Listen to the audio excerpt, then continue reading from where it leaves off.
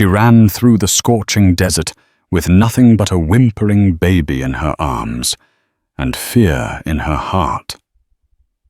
The setting sun stretched their shadows across the cracked earth like ghostly witnesses to her desperation. Behind her, 3 men on horseback closed in with guns drawn, each shout echoing across endless dunes. Breath-shallow, heart-pounding, she pressed on, unaware that on a distant ridge a loner raised a well-worn rifle and took aim, when the bullet sent the desert raiders scattering. The stranger spoke one word, gravelly and final, claiming responsibility for a life he had only just saved mine. The desert sprawled out in every direction, an unbroken sea of golden sands and parched earth, dotted with sparse shrubs and clusters of rock. The relentless sun glared from a sky so blue it looked painted.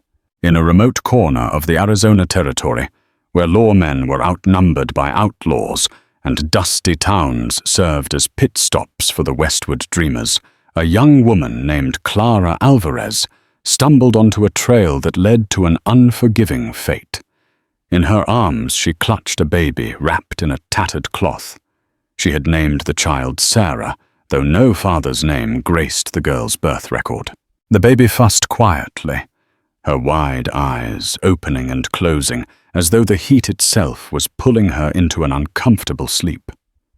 Clara had no one to turn to and nowhere to go.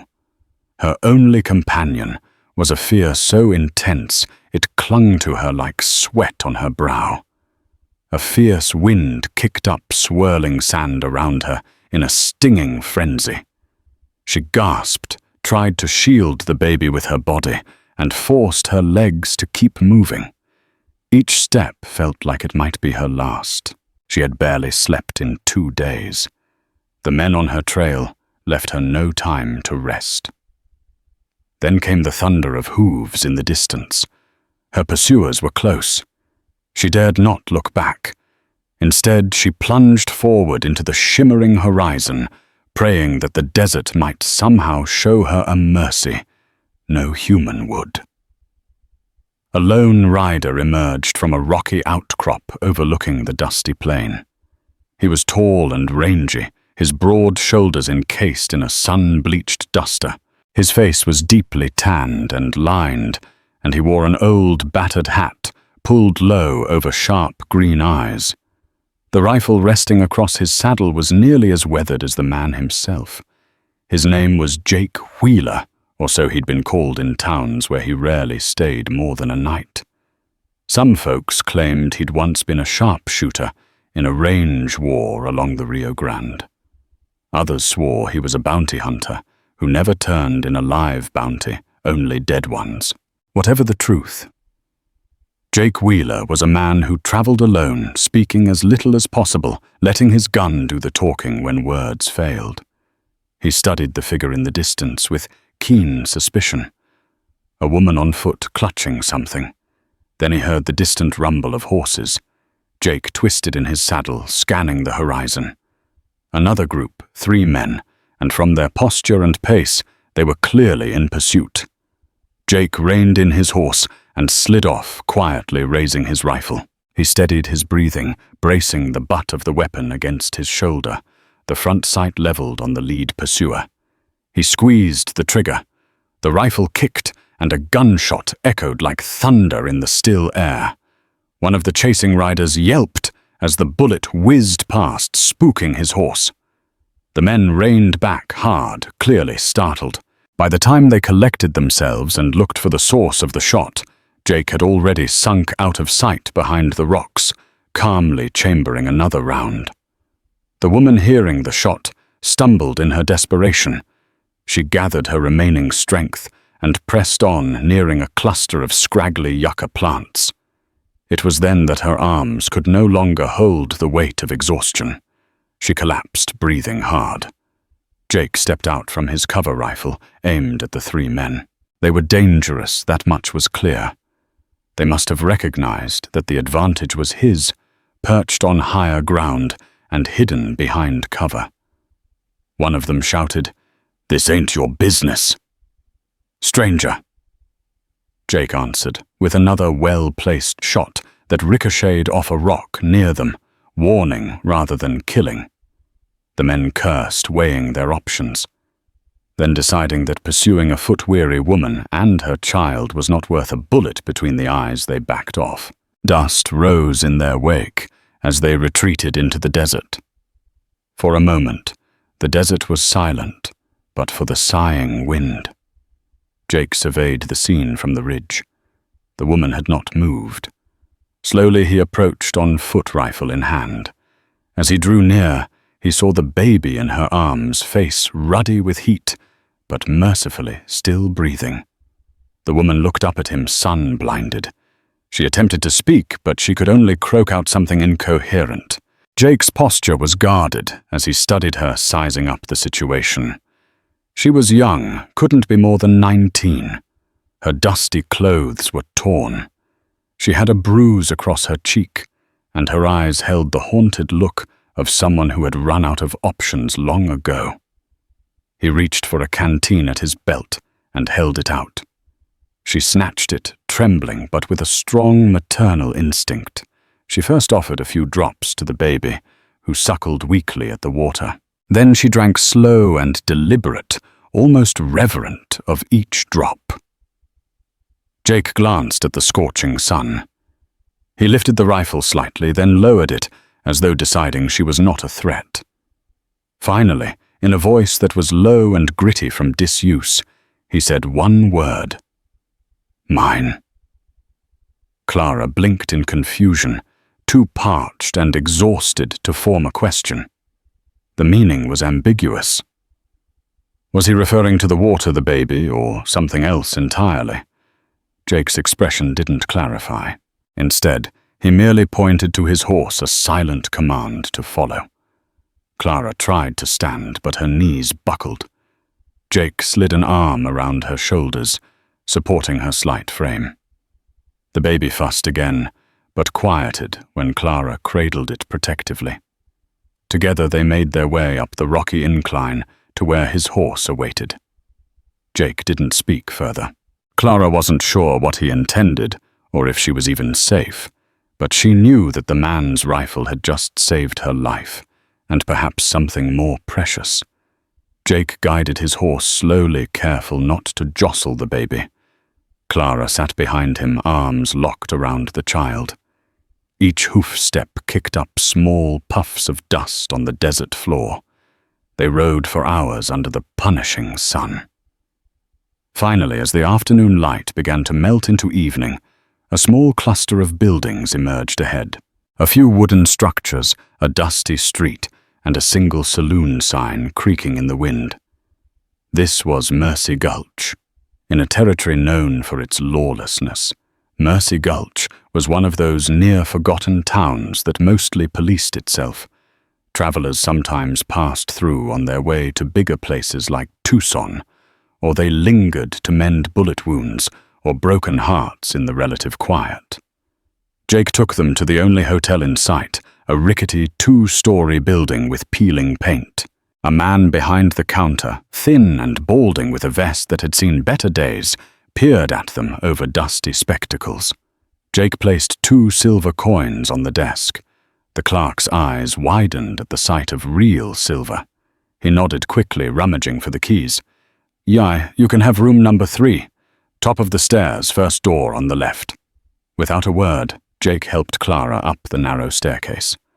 The room was modest, containing a bed with a lumpy mattress, a single chair, and a wash basin. But after days in the desert, it might as well have been a palace. Clara settled onto the bed, the baby resting in the crook of her arm, stirring but not crying. Jake unfastened his worn leather belt, pulling out a battered coin pouch. He handed her a small bag which felt somewhat heavy in her palm. She opened it to find a few more silver coins, enough presumably for supplies or anything else she might need. When she looked up to question him, he was already heading out the door. Before she could say a word of thanks, it clicked shut. Clara exhaled relief and uncertainty dancing in her chest. She carefully placed the baby on the bed and pulled a threadbare blanket over her. The child drifted off into a fitful sleep. Outside, the sounds of rowdy customers from the saloon across the street wafted in. With shaky hands, Clara dipped a rag into the basin of water that was already in the room. She gently wiped the dust from the baby's face, then her own. The stinging dryness on her skin eased, if only just a little. Who was this man who claimed them with a single word? Who were the 3 riders that had chased her so far that she nearly died? These questions churned in her head, but for now she let exhaustion win. Within minutes, she too had collapsed into a dreamless sleep. Later that evening, the sound of voices outside startled Clara awake. She blinked momentarily, forgetting where she was. The room was dark now, but a single oil lamp on the table cast a soft orange glow. The baby was still sleeping, curled against Clara's side. Rising carefully, Clara moved to the window. She peered through the streaked glass into the main street of Mercy Gulch. Next door was the saloon, its doors swinging with each new patron. Lamps inside illuminated swirling cigarette smoke and the chaotic dance of drunken shadows. Clara recognized the 3 men from earlier, gathered near the hitching post. They were speaking with someone, possibly a local tough. From their angry gesticulations, it seemed they were asking questions. She felt a grip of fear. They were looking for her. She hurried to the door, intending to lock it. As she slid the bolt into place, she heard footsteps in the hall. For a moment, her heart pounded. Then the voice that followed was low and calm Jake's. "Open up," he said. She unlatched the bolt, and he slipped inside, quietly closing the door. His eyes flicked to the window, then to her face. She didn't need to speak. The fear on her features said enough. "They're here," she whispered. "They're not giving up." Jake stepped forward, his tall frame casting a shadow across the small room. "Name's Roy Stockman. Is one," she said, barely above a breath. He wants the baby. Says that she isn't mine. That she belongs to someone else. He won't stop until he takes her from me." Jake narrowed his eyes. "You owe them something." Clara shook her head vehemently. "Not a cent. Roy is working for someone powerful." She paused, deciding how much to reveal. "I used to work for a rancher out near Wilcox. His name is Matthias Whitfield. He's well known around these parts. He's rich mean, and rumor says he's connected to the Pinkerton agency. Alan Pinkerton himself once did him a favor. Whitfield claims Sarah is his granddaughter, and he wants her. I don't know why." Jake absorbed this information. He looked at the sleeping child, then at Clara. "Granddaughter. My sister worked at his ranch house," Clara explained, her throat tight. "She died giving birth to Sarah. Whitfield insisted on taking the baby to raise on his own terms, but I knew better than to leave a child in his care. He's a monster. People vanish on his ranch sometimes.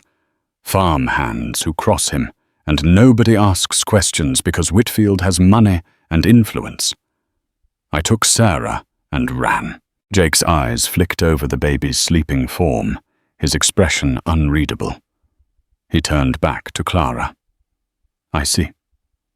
Outside, a sudden crash of bottles and a shouted curse signaled a new commotion. Clara rushed to the window again and saw Roy and his men pressing a drunk local against the saloon wall. They seemed to be interrogating him. After a few seconds, Roy angrily shoved him away and stormed off down the street. Clara's heart pounded. They would come here soon, searching every building. "What do we do?" she asked, voice trembling. Jake let his eyes linger on the door. "Leave at first light." Clara nodded, but worry etched deeper lines in her face. She had no illusions about how far Matthias Whitfield would go. She needed to make sure she wasn't dragging this silent stranger into a war. But one look at the rifle slung across Jake's shoulder suggested he might be used to fighting battles, he just didn't talk much about them. She whispered, "Thank you." He gave a slight nod, turning to leave. She stopped him with a question caught in her throat. But he was already through the door, quietly making his way back down the hall, presumably to secure his own room or keep watch. Clara slumped against the wall. Outside, the neon glow of danger still simmered. She took a deep breath, determined to protect her niece at all costs.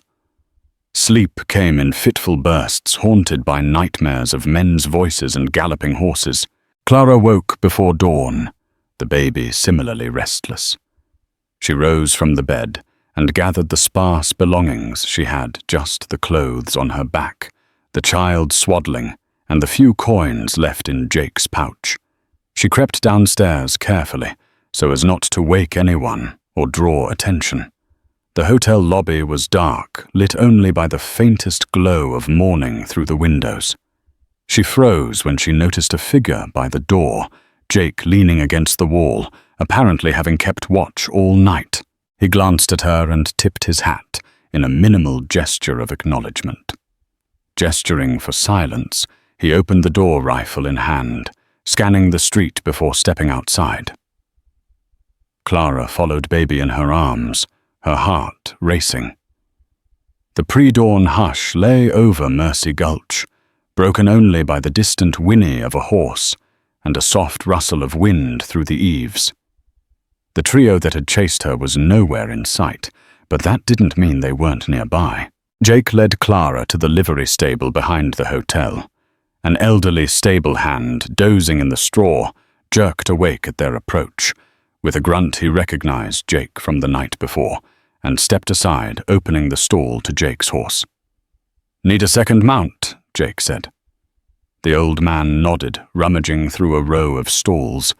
Eventually, he led out a lean mare, hide streaked with dust, but eyes bright with spirit.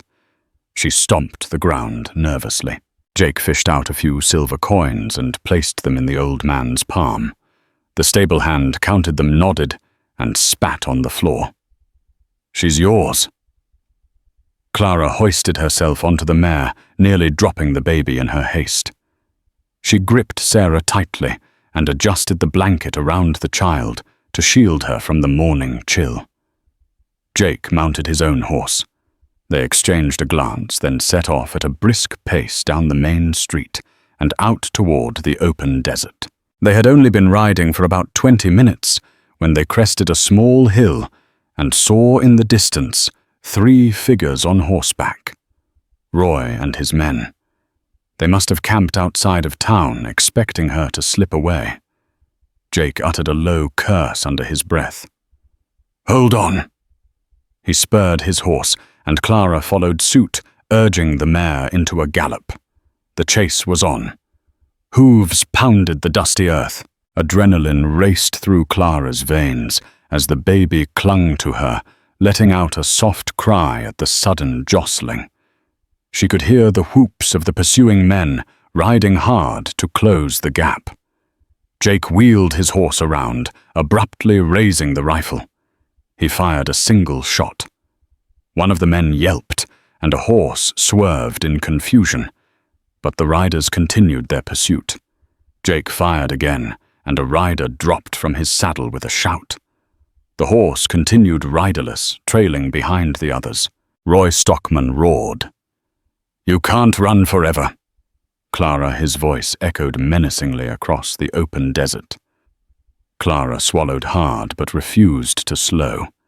Jake was an excellent shot, but they were outnumbered, and the desert offered little in terms of hiding spots. Then, as if by some providence, they spotted a rocky canyon up ahead, towering red walls beckoning like a fortress. Jake snapped the reins and raced toward it. Clara followed the mare's nostrils flaring. They entered a narrow pass, sandstone cliffs rising on both sides. The thunder of their horses' hooves reverberated off the walls. In the canyon, the temperatures dropped slightly, offering a momentary respite from the harsh sun. But their pursuers were still behind them, echoing threats. Jake spotted a fork in the canyon, one path leading deeper into the red rock labyrinth, the other sloping up toward a ridge. He signaled Clara to follow him up the ridge path. It was steeper, and as horses struggled, but it would provide a vantage point. Once at the top, they could see Roy and his men, scrambling below, searching for them among the shadows. Jake dismounted and motioned for Clara to do the same. He took the horses by the reins and led them out of sight behind a jagged boulder. Then he crept to the edge rifle at the ready. Roy's angry shouts drifted up. "Split up, find them!" The men scattered, scouring the canyon floor. Jake steadied his rifle. His expression was calm, but his eyes were alive with focus. He watched as the men drew closer, scanning the upper ridges. One man spotted a hint of movement. He raised his pistol. "They're up there," Jake fired. The echo tore through the canyon. A second shot followed, and another rider toppled. Roy cursed and drove his horse into a crevice for cover. He returned fire, but the bullet pinged harmlessly off rock. Clara felt her knees tremble. She clutched the baby protectively against her chest, praying that the child would not cry out. Meanwhile, Jake methodically ejected spent cartridges and reloaded. He was a picture of cool precision, each shot carefully placed. Finally, Roy's voice thundered again. "Fall back. We'll track 'em another way." Jake kept his rifle trained on the men until they were out of range. After a tense silence, he turned back to Clara. "We can't stay." She nodded relief tempered by dread. Roy would regroup or circle around or fetch reinforcements. They had to keep moving. Jake led the horses carefully down the opposite side of the ridge, away from the canyon floor. The path was precarious, strewn with loose rocks, but at last they reached flatter ground, opening onto a wide expanse of desert that stretched to the horizon. The sun beat down mercilessly as they urged the horses on. Little Sarah squirmed in Clara's arms, fussing at the heat and the constant bumping. Clara's mouth was parched, her lips cracked. She glanced over at Jake. His features were stoic, but there was concern in his eyes as he looked occasionally at the baby. They rode in silence, only halting once they were sure Roy's men were no longer on their immediate trail. By midday, they had found a small grove of mesquite trees around a half-dry stream. Clara slid off the horse with a soft groan, legs shaking from exhaustion. Jake offered her the canteen. She took a long drink, letting the tepid water soothe her throat, then wet her finger for the baby to suckle. They sat in the shade, the only sounds the rustle of leaves and the distant call of a hawk. After a few moments, Jake looked at Clara, and for the first time he asked quietly, "Baby's name?" She offered a tiny, grateful smile. "Sarah. She's my niece. I've been her guardian since my sister died." Clara's voice faltered. "If not for you, she'd be in Whitfield's clutches. I owe you everything." Jake said nothing. He simply nodded a solemn acceptance. Clara, emboldened by his question, asked, "You, Jake Wheeler, right? That's what the clerk back in Mercy Gulch called you." Jake's jaw tightened. "Yeah." She waited for more, but none was offered. So she continued, I heard rumors. People say you fought in a range war. Something about the Rio Grande. Jake's eyes became distant. Years ago. Doesn't matter now. Though she wanted to press for details, something in his tone warned her not to. Instead, she took a moment to assess their situation.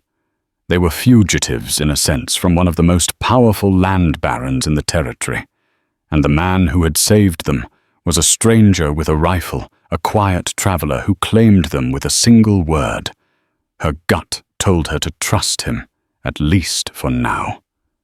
Their next move would require cunning and courage. They followed the half-dry stream west for another hour, eventually coming to a small settlement. It wasn't on any major stagecoach route, just a few shacks and a trading post run by a grizzled man named Virgil. Virgil recognized Jake immediately. "Well, if it ain't Wheeler," he drawled, a suspicious glare in his one good eye. "You come for provisions or trouble?" Jake dismounted, ignoring the jab. "Need supplies." Virgil's gaze flicked to Clara and the baby. He shrugged. "Follow me." Inside the trading post was cluttered with supplies. Sacks of flour, dried beans, a rack of cheap rifles, a shelf with tins of peaches and salted meat. The place smelled of dust and stale tobacco. Clara picked up a can of powdered milk. It was expensive, but Sarah needed nourishment, and Clara's supply of real milk had dried up under stress and dehydration. She cast a worried look at Jake, who tossed the old coin pouch on the counter without a word. Virgil counted out the silver coins. "You might want to know Wheeler. Heard folks say Roy Stockman's been sniffing around. He's got a short fuse, that one. Might be best to keep your head low." Jake's expression didn't change. "Thanks." Virgil snorted. "Sure. Just remember, I don't want my post shot up. You hear me?" Jake offered a single curt nod in response. With provisions in hand and pouches refilled with water, they stepped back outside. The day was wearing on shadows, lengthening. Clara hesitated. "Jake, do we keep going? Or rest until morning?" He glanced at her, then at the baby. Sarah's cheeks were flushed, despite the shade. Finally he spoke. "We'll make camp nearby. Leave at dawn." Clara exhaled in relief, her body begging for rest. Virgil's eyes followed them as they rode off to find a suitable campsite. A few cacti dotted the barren ground, and the horizon shimmered with heat. Eventually they found a small rise that offered a bit of higher ground and a decent view of the surroundings.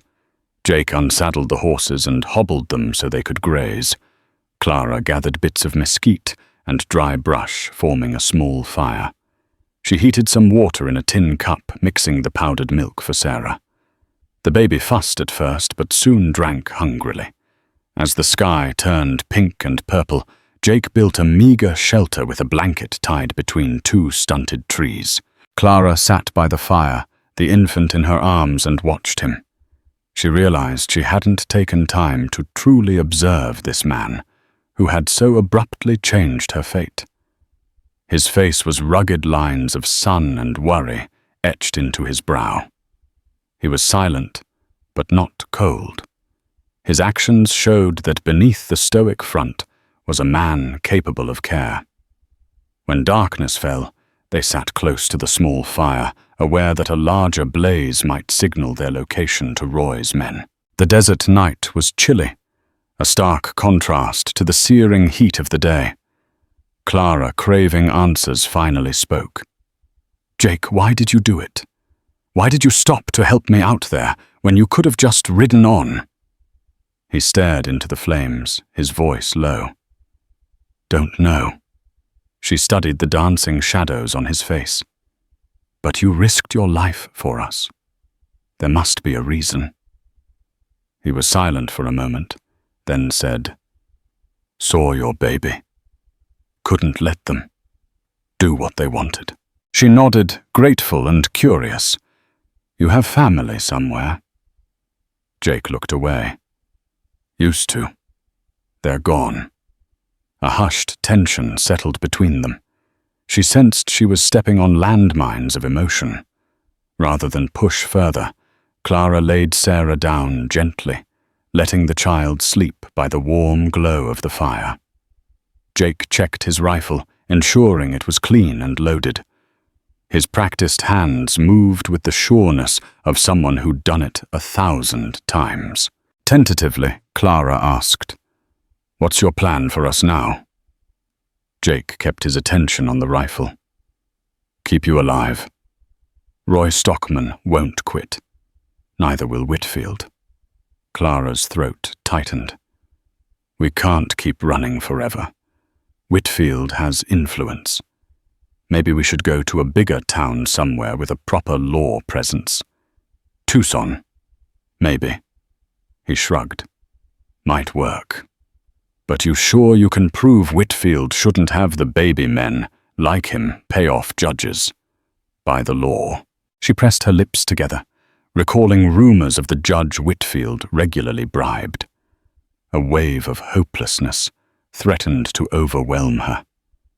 "There has to be some way," she whispered.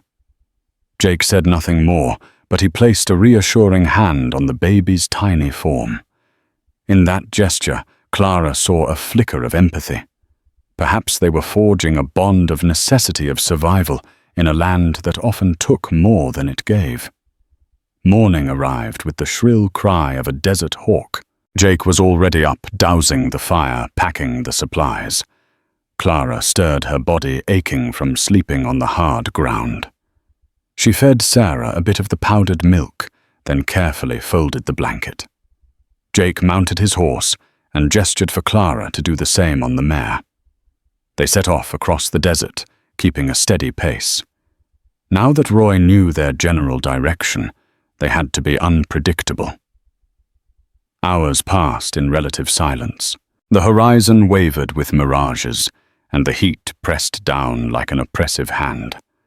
They skirted around the perimeter of a once prosperous mining town, now largely abandoned. Rusty machinery and collapsed shacks dotted the landscape. Through the silence, Clara found herself wondering what had shaped Jake Wheeler into such a man. The name was rumored in half the saloons across the territory, usually accompanied by hushed respect or fear. By midday, they approached a weather-beaten sign that read, "Darlington Wells," listing a population of barely a few dozen. The town was arranged around a single main street with a couple of side alleys. A small church bell stood silent, missing its clapper.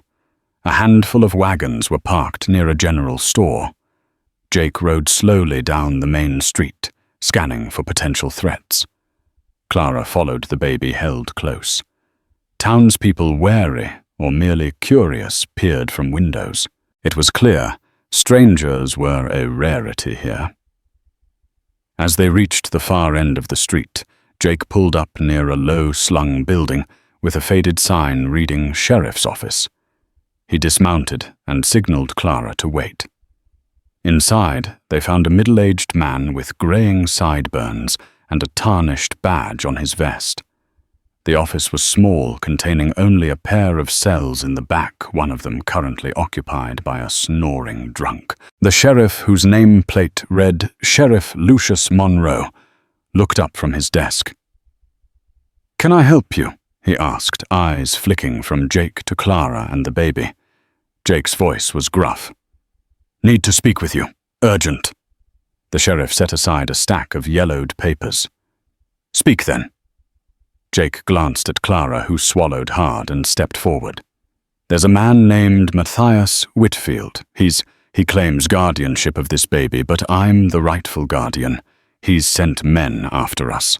We're hoping for some measure of protection." Sheriff Monroe frowned. "Matthias Whitfield of Wilcox, I've heard the name. Wealthy rancher, big influence. Is that who's after you?" Clara nodded. "Yes." We fear they'll find us again. They've already tried to kill me.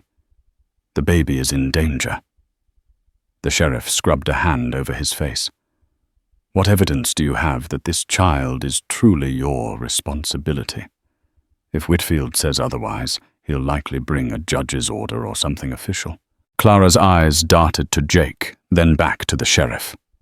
"My sister, Maria Alvarez, worked at the Whitfield Ranch. She died in childbirth. I have her letters. She wrote that she never wanted Whitfield raising the baby. She suspected him of evil dealings."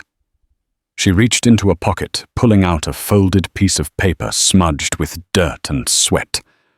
The sheriff opened it, squinting at the handwriting, a gentle scrawl in Spanish. His expression softened slightly. "I see," he said, passing the letter back. "And you think this is enough to stop Whitfield's claim?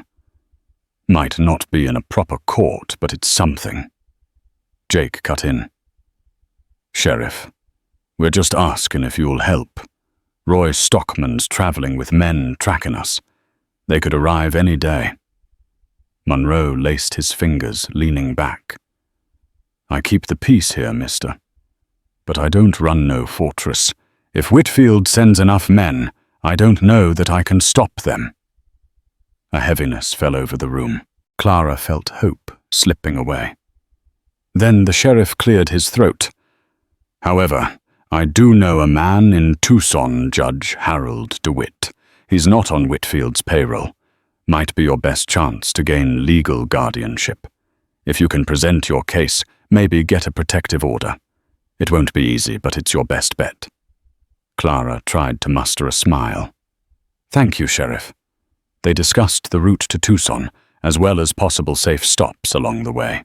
The sheriff warned them to keep their eyes open for trouble.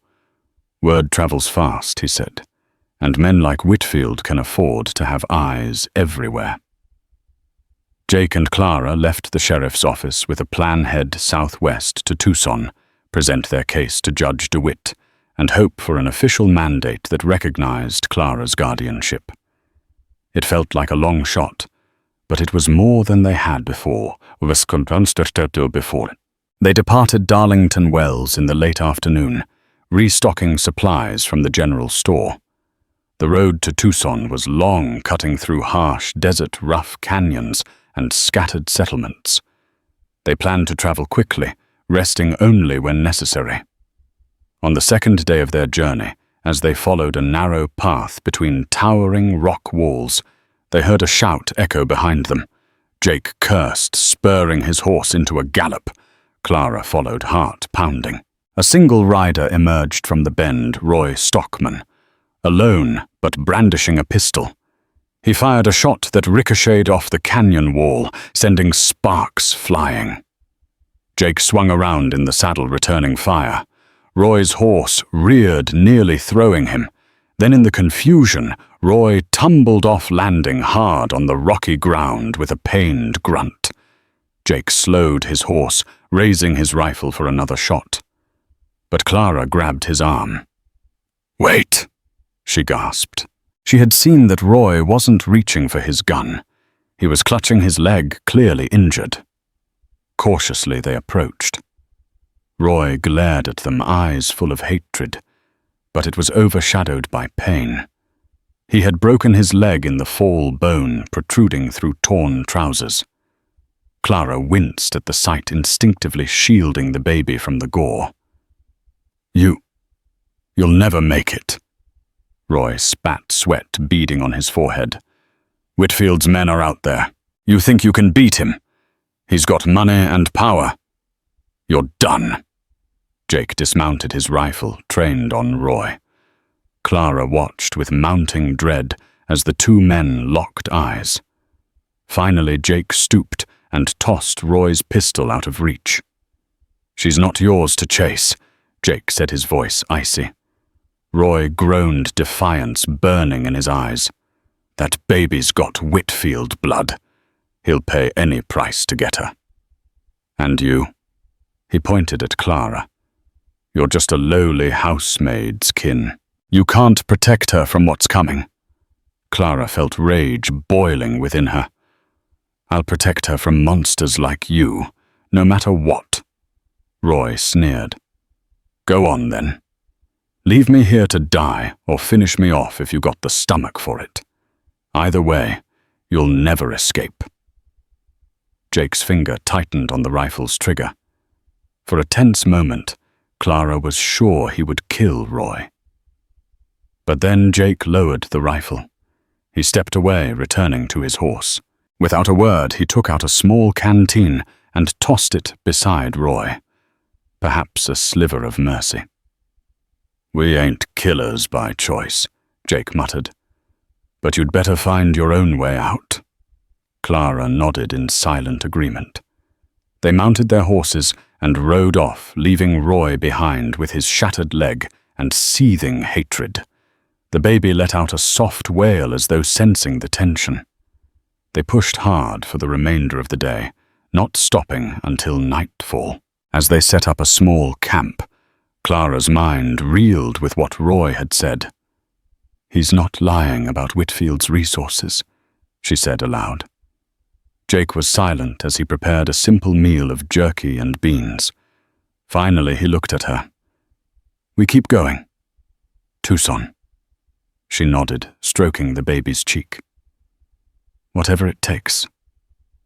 Over the next several days, they traversed the arid wilderness, always wary of other riders on the horizon. The baby developed a mild fever, likely from the unrelenting sun and constant traveling. Clara tried cooling her forehead with damp cloths, but worry gnawed at her. One afternoon, they came upon a traveling doctor's wagon camped near a waterhole. Dr. Samuel Turner, a kindly man with thinning white hair, offered to examine the baby. He dosed her with some herbal tincture and recommended rest in the shade. Jake's tension was palpable as he stood guard while Clara and the doctor fussed over Sarah. Eventually, the baby's fever broke and relief washed over Clara. She thanked the doctor profusely. Jake silently handed him a small coin for his services. "That's a beautiful child," Dr. Turner remarked. "You must treasure her." Clara nodded. "She's everything." They parted ways with the doctor, forging ahead under the scorching sun. The moment they saw the outlines of Tucson's buildings in the distance, Clara felt tears of relief prick her eyes. The city was larger than any they'd passed through with a decent law presence. If they could make their case here, Sarah might be protected for good. Tucson's streets were busy with carriages, wagons, and pedestrians. Dust swirled as they navigated through the throng of people. Jake guided them to a modest boarding house near the courthouse, a practical place for travelers in need of legal business. They secured a small room, not fancy, but clean enough. Clara and Jake approached the courthouse the next morning, baby in tow. Judge Harold DeWitt was a stout man with bushy eyebrows and a stern demeanor. He listened patiently as Clara explained the situation, presenting her sister's letters as evidence. He studied the letter for a long while, occasionally glancing at the baby. "I'm sympathetic to your claim, Miss Alvarez. But to sign a protective order, I need more than just your word. Whitfield might have legal documentation as well, falsified or otherwise. Do you have any witnesses who can corroborate your story?" Clara's shoulders slumped. "Not here. My sister is gone. I don't have any family left. Only me." Jake stepped forward, surprising Clara. "I can testify. I was there, saw them trying to kill her. Heard them say the baby belongs to Whitfield. They didn't have any paperwork, no legitimate claim." Judge DeWitt nodded. "An eyewitness is something. Still, I'd prefer additional backing." Clara's heart sank. She thanked the judge and promised to return with more evidence if possible. Outside, she leaned against a pillar, fighting tears of frustration. Jake stood by, silent but concerned. Suddenly, a voice cut through the noise of the street. "Clara Alvarez." By order of the court, Hand over that baby." They turned to see 3 uniformed men approaching some sort of official guard or marshals. Leading them was a tall, thin man with a slick mustache. His name was Boone Fletcher, a lawyer reputed to do Whitfield's dirty work. Clara's chest tightened. She glanced around, searching for any escape route. Boone Fletcher brandished a piece of paper. "This is a provisional custody order from Judge Atkins. He was persuaded that Whitfield is the rightful guardian." Jake's face hardened as Fletcher extended his hand toward the baby. "Don't try anything foolish," Fletcher warned. "We have legal authority." Clara clutched Sarah Hart, hammering. She knew about Judge Atkins, a known crony in Whitfield's pocket. It seemed Whitfield had managed to outmaneuver them even here. Jake stepped between Fletcher and Clara, his hand hovering near his revolver. One of the uniformed men reached for his gun, and tension skyrocketed. Pedestrians backed away, sensing a showdown. "You can't do this," Clara pleaded, tears in her eyes. "I have a meeting scheduled with Judge DeWitt." "He's hearing my case," Fletcher sneered. "A formality at best. This order supersedes anything you've tried to do. Hand the baby over now, or these fine gentlemen will take you both into custody." For a moment it seemed violence would erupt in the street. Jake's grip on his revolver tightened. The uniformed men looked ready to draw. Then a voice called out, "Hold it right there, Fletcher." They all turned to see Judge DeWitt himself, stepping briskly down the courthouse steps, robes billowing. He glared at Fletcher. "I have a pending hearing on this matter. You will not enforce that order until I've had a chance to review it." Fletcher's mustache twitched. "But my court supersedes any provisional order from Atkins when there is a conflict." DeWitt leveled a cold stare at Fletcher. "Unless you want to be held in contempt, you will stand down. Is that clear?"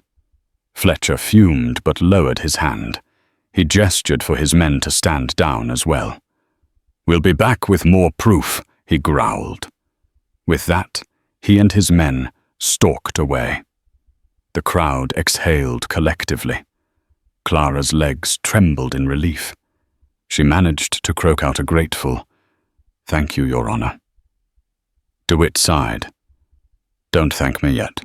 If Whitfield truly wants the child, he'll bring every piece of evidence, every lawyer, every bribe he can muster to secure his claim. I suggest you prepare yourselves." Jake's eyes flashed. "We will." In the days that followed, Clara and Jake scrambled to build their case.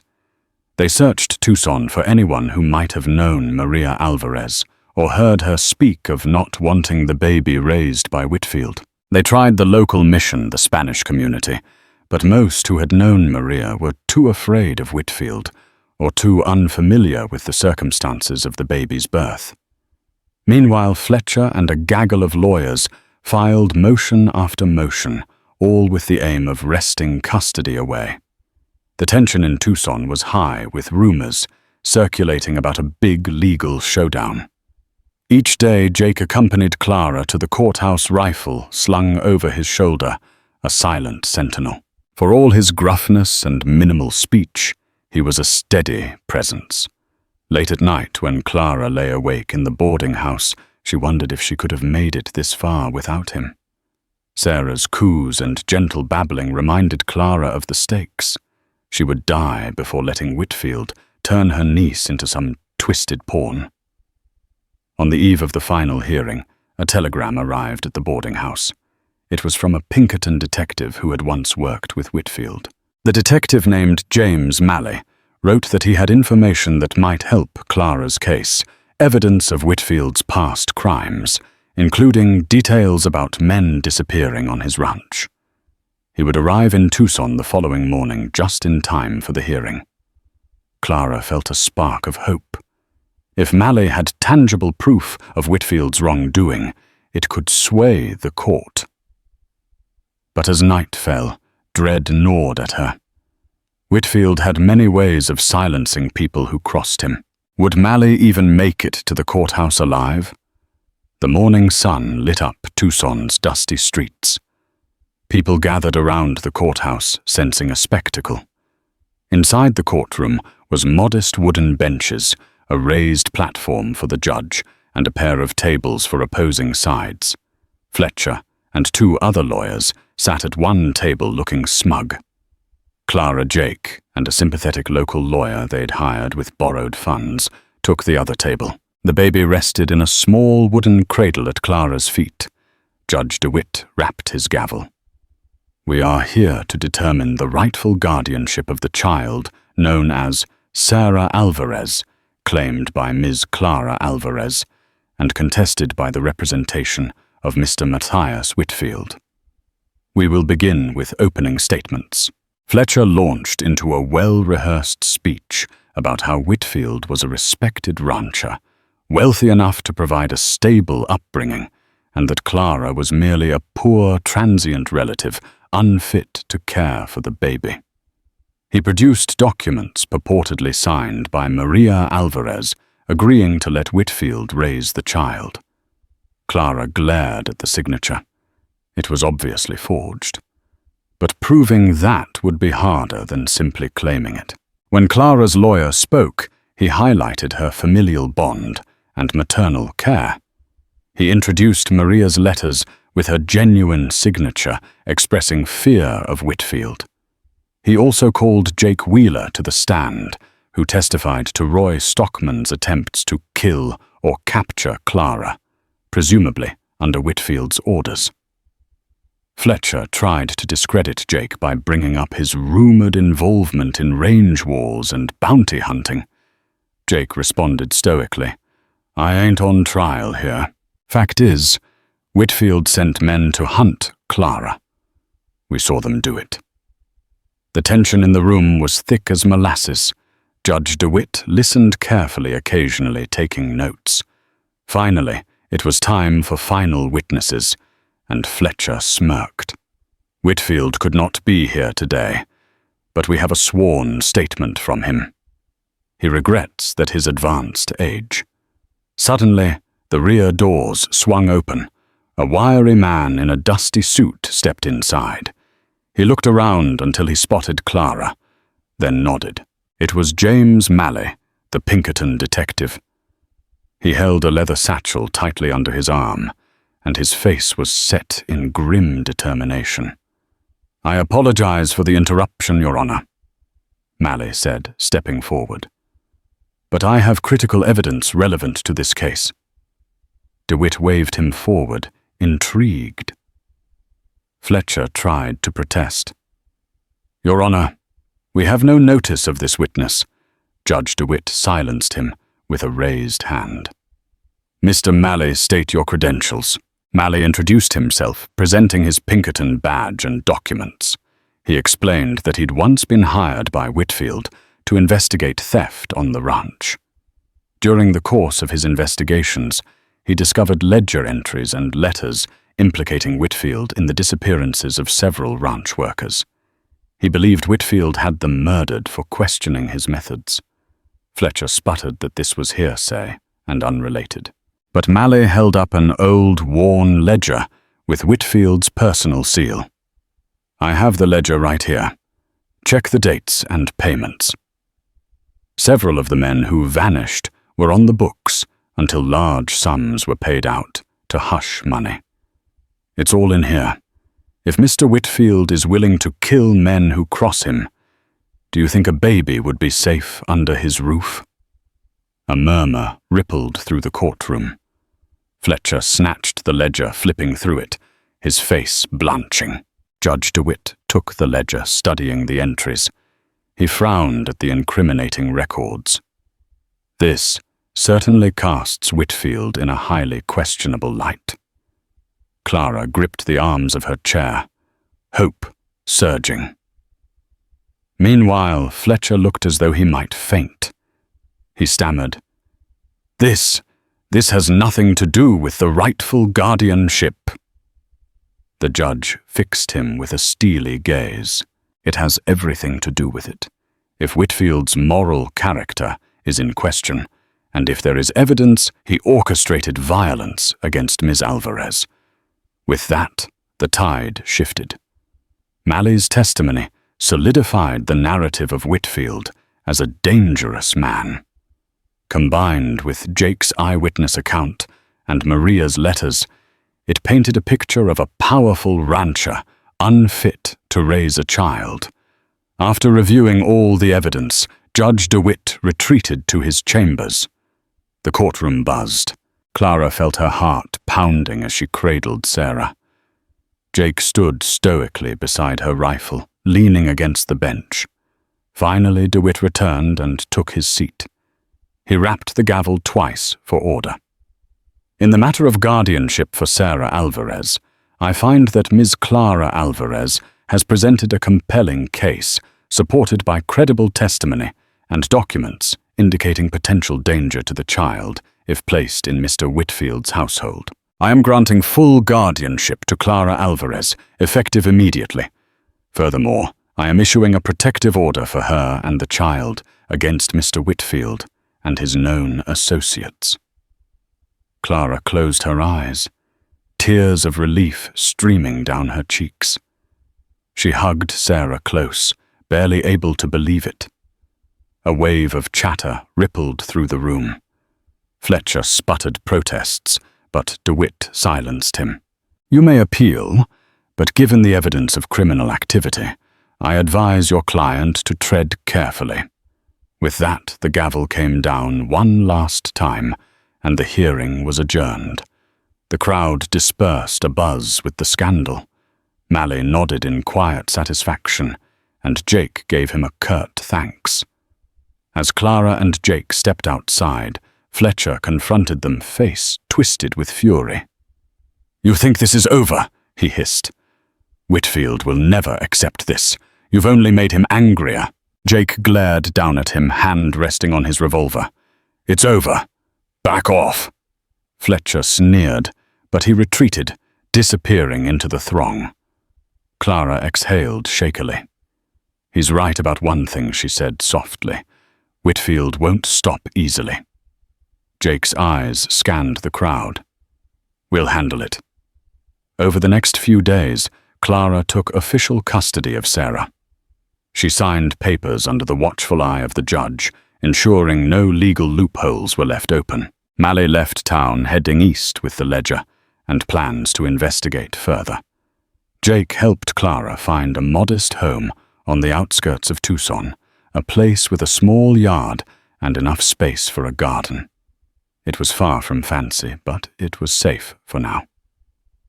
One evening, after setting Sarah down for sleep, Clara sat outside watching the sunset paint the sky in brilliant hues of orange and pink. Jake stood nearby, leaning against a wooden post. The past days had been a whirlwind, and now there was a moment of calm. Clara cleared her throat. "I never really thanked you properly," she began. "For everything." Jake tilted his head, acknowledging her gratitude with a slight nod. He removed his hat, running a hand through his hair. "You and the baby safe now. That's thanks enough." She turned to him, eyes glistening. "I don't know your full story, Jake Wheeler, but I owe you a debt I can never repay. If you ever need anything, if you ever need a place to rest, you'll always have one here." He gave a ghost of a smile, the corners of his mouth barely curving. "Appreciate it." They stood in companionable silence, the desert breeze gently blowing. In the distance, coyotes yipped. Then Clara, emboldened by the hush of twilight, softly asked, "You have to leave soon, don't you?" Jake hesitated. "Ain't many folks who'd welcome me to stay." She stepped closer. "I just did." He looked at her, the intensity in his green eyes reflecting the dying sunlight. For a moment, time hung suspended. Then the baby cried out from inside the house, and the spell broke. Clara sighed, turning to go back in. Before she did, she paused and turned back to Jake. "Good night," she said, her tone warm and full of possibilities. Jake nodded. Night. In the weeks that followed, rumors reached Tucson that Matthias Whitfield was furious about losing his granddaughter. He vowed revenge. But with the Pinkerton detective's ledger in circulation, any move Whitfield made could further incriminate him. For the time being, he kept his distance. Clara settled into her new life, carefully raising Sarah and finding work washing linens for the local boarding house. Jake Wheeler lingered in Tucson longer than anyone expected. He took odd jobs sometimes, riding out into the desert for a few days, only to return and discreetly check on Clara and the baby. His vigil never ended. Whether near or far, Clara knew that if Roy Stockman or any of Whitfield's other henchmen came knocking, a single word from Jake's lips would ring out, rifle in hand. Mine. Because in a harsh world, sometimes belonging to someone who cared enough to risk everything was all the refuge one needed. And so they carried on forging a fragile peace in the desert city, bound by a child's soft coo and the unspoken promise in the eyes of a lone drifter. Thank you for riding with us on this rugged journey through blistering sands, hidden agendas, and the unfaltering bond that grew between Clara baby Sarah and the mysterious loner who risked it all to protect them. Their story is one of unbreakable resolve, where a single word, mine, became a pledge to safeguard innocence against formidable odds. If this powerful Wild West drama gripped your heart and stirred your imagination, then don't let it end here. Call to action. Be sure to hit that like button if you cheered for Clara's triumph.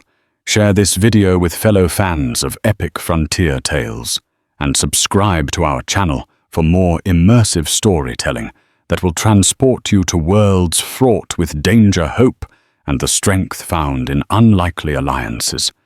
Your support helps keep these stories alive. Thank you, and see you on the next adventure.